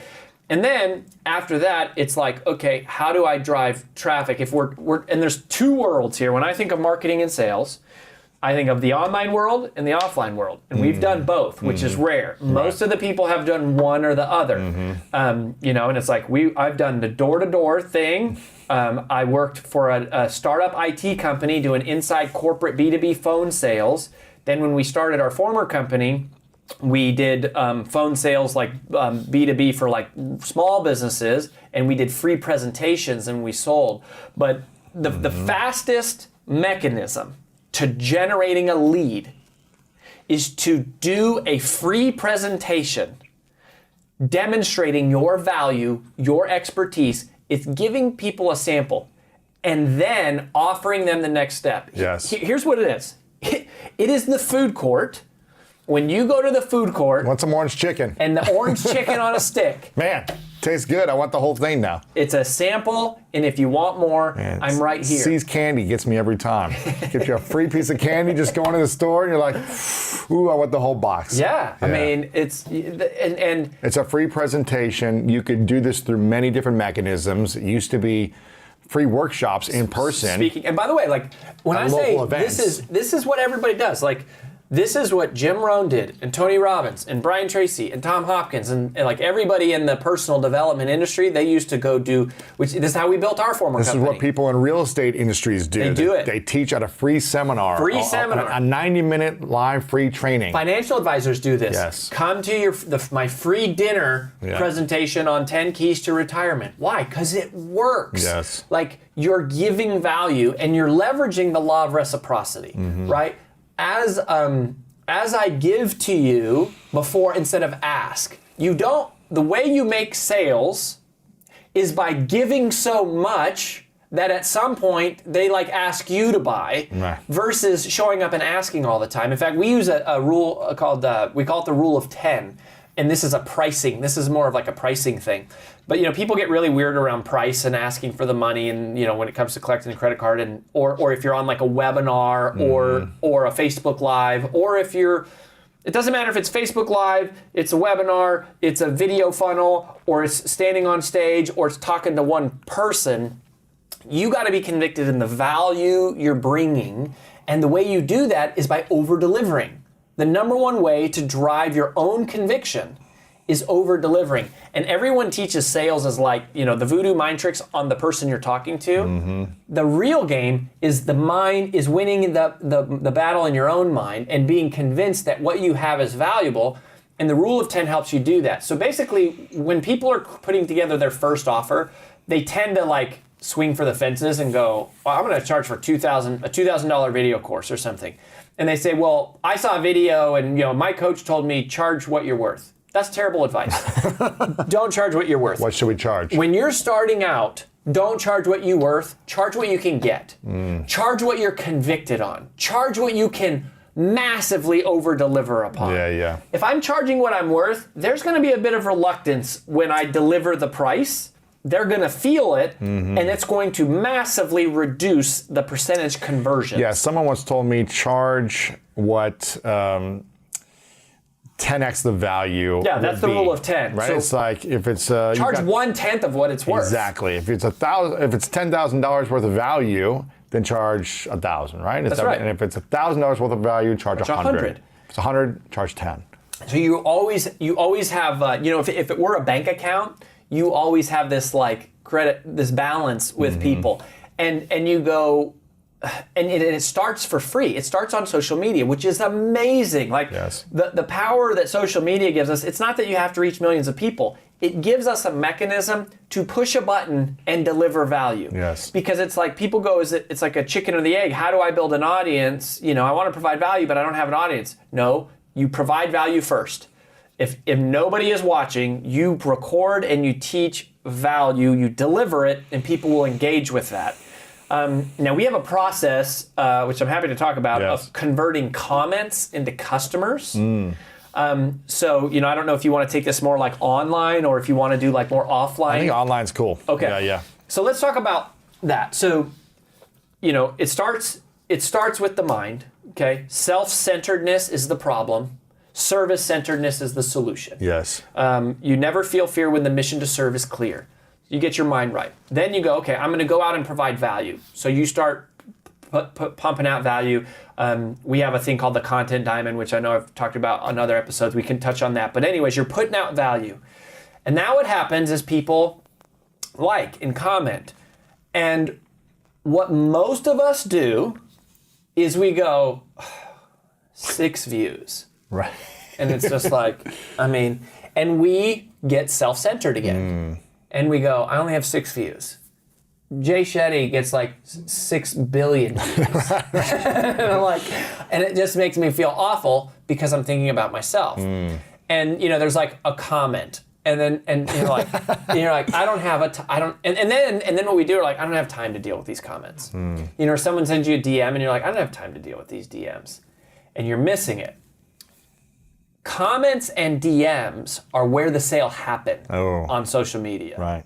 Like the dollars are in the DMs. Ooh. The dollars are in the DMs because when somebody leaves a comment, they're saying, hey, I'm interested. I'm interested. I want to know more. I like you. Whether they're not saying I want to know more or not, they want to connect. They want to connect. They're coming to your door. They're knocking on your door. You got to open it. Bingo. Yeah, that's a great way of thinking it. You're not going to their door. They've come to you. They have come to yours. And if you're too busy to interact with those people, don't be on social, period. Right. Unless you're just doing the thing where you're going to do it for years and years and years, and one day you'll have more audience. But even it's like, if you want to really impact lives. Like that's what pisses me off is people are like, I want to impact lives, and it's like, great, okay, let's put put a video out there. Well, I don't have any followers. Well, I don't care. Like, I'm not getting paid to do it. Focus on one at a time. One person. You said you wanted to impact lives. Impact lives. There's no barrier to impacting lives. There's no barrier. It's easier than it has ever been in history to impact lives. You can do it with text. You can record and make it a podcast. You can do video. But you are a button from impacting. I want to change the world. Great. You're one button away. Get busy. Right? The truth is, we want to have millions of followers. We want to feel important. We want other people to respect us. And you go, let all that crap go. Just focus on what you originally said. Impact lives. And then, so we use a little formula here when someone comments. Usually we will try to move the conversation from comments into DMs. If it's a sales conversation, if it's just chatter, we'll do it in comments. But when you go, I want to convert comments into customers, you do that in the DMs. So you move them over to your DMs. Send me a DM or you message them. You message them and then you comment. You say, hey, I just, thanks for this. I just sent you a DM. Now you might comment back on their comment related to what their comment was. And then you say, by the way, I sent you, check your DMs. I sent you a message. Okay. And then here's, we call this the 4 Fs. Super, super simple. Yep. Okay. So here's the 4 Fs. The first F is, how did you find me? And that's it. I just say, oh, Lewis, yeah, man, thanks for leaving a comment. How'd you find me? And they're going to say something, right? They're going to say, whatever, I saw your, I don't know, I stumbled across it organically or a hashtag I was following or whatever, right? And it's like, cool. Right. Then the second F. The School of Greatness. Yeah, school. A lot of people find you if you get on the School of Greatness, that's for sure. And I'll say, what was your favorite part? Right? So what was your favorite part of that video? So wherever they found you, I read your book, I saw this video, I read your blog, I saw you in an interview, I saw you speak somewhere, I saw your ad. If it's an ad, it's probably not the favorite part thing doesn't work. But usually, well, we said you're not running ads yet because you're just starting out. Yeah. So you just said, what was your favorite part? Or what's your favorite thing you've seen me teach, or what's your favorite thing to talk about, or even if you don't have that, you could say, what's your favorite thing to learn about, which leads to the third F, which is, tell me about your future. Tell me about your future. So in other words, what are your goals? What are you working on?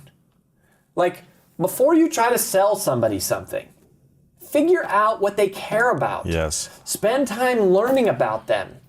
Ask them, and this is what's so cool. And if there's one defining point about our sales philosophy, and I would say specifically AJ, so my wife, she's our CEO at Brand Builders Group. Her and I were business partners in our former venture. And she is the greatest salesperson that I've ever seen. And she outperformed 3-to-1 record-breaking salespeople in 100-year companies. And her and I have a defining philosophy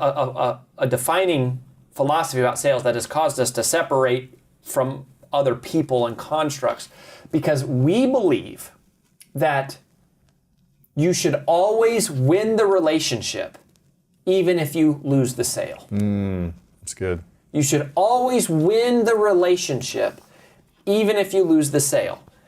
And if you focus on making sales, you're going to feel pressure. If you focus on building relationships, man, it's going to be great. Here's the other thing. If you focus on making sales, there's wins and losses. If you focus on building relationships, there's only wins. Yeah, the interesting point to that, the longer you've been adding value, whether it be online or offline or whatever, just in the world, without needing to win the sale, the longer you'll have the ability to have someone buy something from you later in your life. Yeah, I've had multiple people on webinars when I'll say, you know, how long have you known me for? I'll just ask people, how long have you known me for? And when did you first find out about me? And people will say, I watched your webinars back in 2009, 10, 11, 12, whatever it is. Awesome. And I'll always get a comment saying, I've never bought anything until now. Like, I've always just been a fan. I've always gotten great value. I've always learned and applied it, but I've never bought anything until now, until it was the right time for me. It was the right season, until I was ready for this, or until something you said clicked with me and I finally was like, okay, yeah, now I'll buy. But if I was just like, leave my life if you're not going to buy something now, as opposed to saying, I'm here to add value. I want you to succeed whether you buy or not. But we can support you in this process from our application, from our service, whatever it might be, from our program. Yeah. We can support you if you're ready for it. And if not, then hey, we've got other great free content here for you as well. I think when you have that mindset, you win long term. You win. I mean, you're such a great example of that, and you have to be that. And people don't. It's just a win-lose. It's a combative. You know, most people do combative selling, and it should be collaborative. It should be, you're describing them in this question. Tell me about your future. What like your future goals, your future plans, your future dreams. What's so cool about that question is almost nobody ever asks you that question. Very few. Even when you meet a stranger, we always ask them, where are you from? Tell me about your past. What do you do? We ask them about their past and their present. Almost nobody ever asks us, what's your hopes for your future? Yeah. What are you working on? What's your dream? Yeah. That's so inspiring, exciting, uplifting. And by the way, it's a great way to create a context for a sale to happen. Absolutely. Because if they say something, gosh, I really want a blank. If their answer to that question is something that you have done, or you have a service for, or you know something about, right? Like when somebody tells me I want to be a speaker, I want to be an author, I'm like, oh my gosh, can I change your life? I mean, I spent my life learning exactly a roadmap that you can follow, like a step-by-step for that dream to come true. And one of the things to add to that is if you can't sell them something, if they can't buy something from you or become a customer of yours through your products and services, I always try to ask people this question, like, what's your goal, what's your dream for this next 12 months or the next year or whatever. And if I can't help them in any way through my business, I always want to become the champion of an introduction to them who could help them. Amen. And that could be an affiliate partner or not. It could be, well, I don't do this, but Rory's team does this extremely well. Let me connect you and he can accelerate this goal for you. But I've had that champion introduction mindset of like, let me just introduce you to the person who I know can help you. And that always pays dividends in the future as well. You may not get the sale, you may not sell them something, but you help them accomplish their goal and they'll always be grateful. And they trust you. And more and more, this is interesting, even if you don't have a product to sell, you can earn referral fees. Absolutely. I mean, any of us can go to Amazon and sign up for a link to have affiliate links for everything. And lots of people have, our whole business runs on referrals. We actually pay our clients if they introduce us to somebody and they sign up, we pay them. Right. And that's becoming really, really common. That's actually a great tool. Referral partner marketing, if it's not slimy. Like, you don't want it to be slimy. Again, another thing that's kind of similar in this vein is never compromise long-term reputation for short-term revenue. Don't compromise long-term reputation for short-term revenue. Yes. Just because I can increase my conversion rates by adding a widget that makes it look like there's a million people commenting, even though there's not actually anybody there, you know, I'm not saying that's right or wrong. I'm saying you should think about that. You should make a decision consciously to go, play the long game. Yes. Just play the long game, like you're saying. Even if you don't, I mean, we refer people to stuff that we don't have referral partners for all the time. Right. How can I help? And this is, you know, this is the problem is people go, how can I make money? Don't ask, how can I make money? Ask, how can I help? Yes.